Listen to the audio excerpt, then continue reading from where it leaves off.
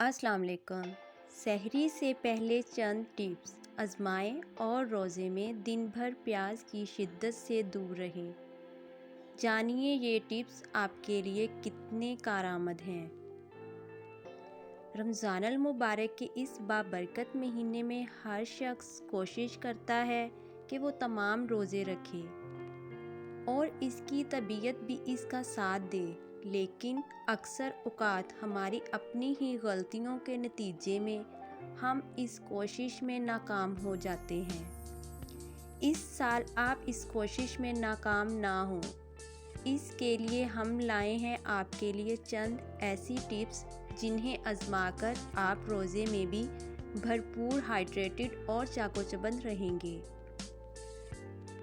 तो फिर देर ना करते हुए फौरी ये ख़ास टिप्स जान लें और बनाएं अपना रोज़ा बेहद पुरसुकून और आसान। रोज़े की हालत में हाइड्रेटेड रहने के चंद टिप्स। सहरी से कबल पानी पीना।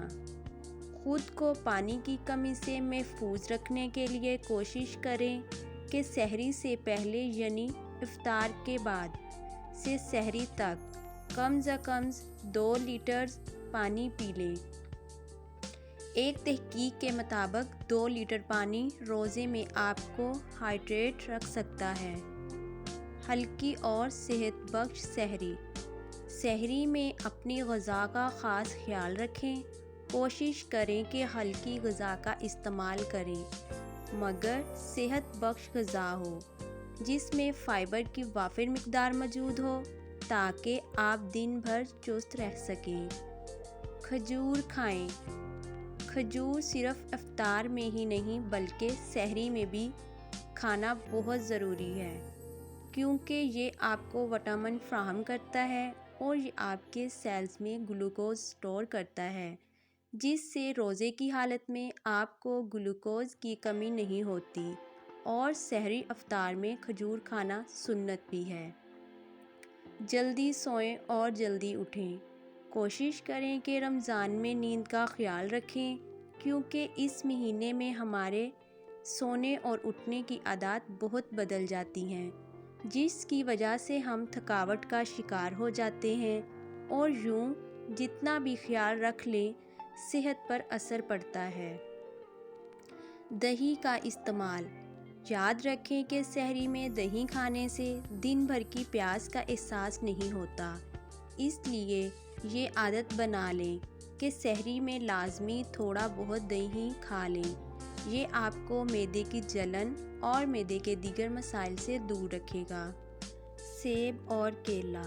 फल इंसान के जिस्म में बहुत से ग़िज़ाई अज्जा पहुँचाने का काम करते हैं, इसलिए अगर दिन में किसी भी वक्त एक केला और एक सेब खा लिया जाए यानी इफ्तार के बाद और सहरी से पहले ये फल खा लिए जाएं तो आप डिहाइड्रेशन का शिकार नहीं होंगे। नमक मिर्च का इस्तेमाल।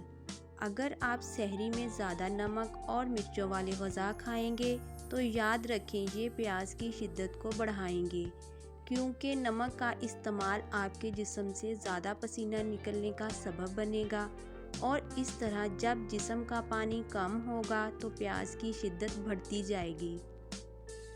यही हाल मिर्चों के ज़्यादा इस्तेमाल से भी हो सकता है। पानी वाली ग़िज़ाओं का इस्तेमाल। कोशिश करें कि आप सहरी में तेल वाली चिकनी चीज़ों के बजाय ज़्यादा पानी की मिक़दार वाली ग़िज़ाएँ खाएं जैसे कि खीरा, टमाटर, किन्नू, कीवी, तरबूज वगैरह। इस तरह पानी पीने के साथ साथ पानी वाली ग़िज़ाओं का इस्तेमाल आपको दिन भर हाइड्रेट रहने में मदद देगा। नाज़रीन, यकीनन आप लोगों को आज की वीडियो पसंद आई होगी। अगर आप मेरे चैनल पर नए हैं तो प्लीज़ मेरे चैनल को सब्सक्राइब कर लें।